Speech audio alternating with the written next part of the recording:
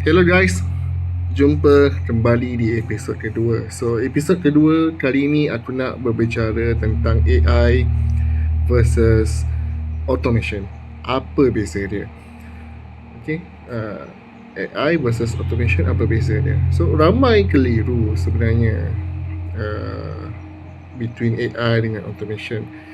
Mereka kadang-kadang ingat benda tu sama, tapi sebenarnya tak ada perbezaan dia. So pendekkan cerita, automation ni adalah sesuatu yang buat kerja ikut arahan tetap. Okay, dia kalau buat A akan berlaku B. Dia tak fikir, dia tak belajar. So kalau kita buat A akan berlaku B, kalau buat B akan berlaku C. Contoh dia ikut flow lah. Okay, so contoh macam automation, auto send email yang dihantar secara automatik ataupun email auto hantar, first thing.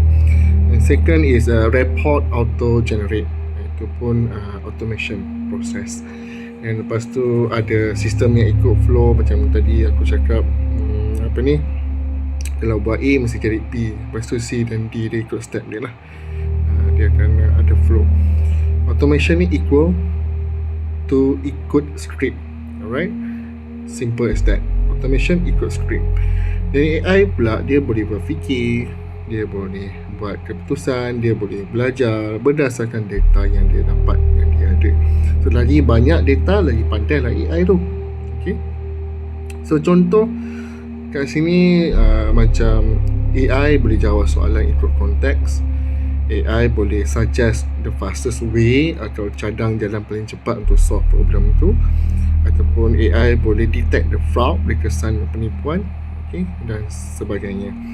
So pendek kata, AI itu adalah belajar daripada pengalaman. AI equal to learn from experience. Okay, experience based on dia punya learning process tu lah. Okay, ringkasnya, automation tu dia buat kerja berulang, benda yang repeated work. AI pula buat kerja yang perlukan pemikiran. Itu beza dia. So automation dia buat kerja laju, AI buat keputusan bijak. Sebab tu masa depan bukan soal ganti manusia tau, tapi siapa yang pandai guna teknologi.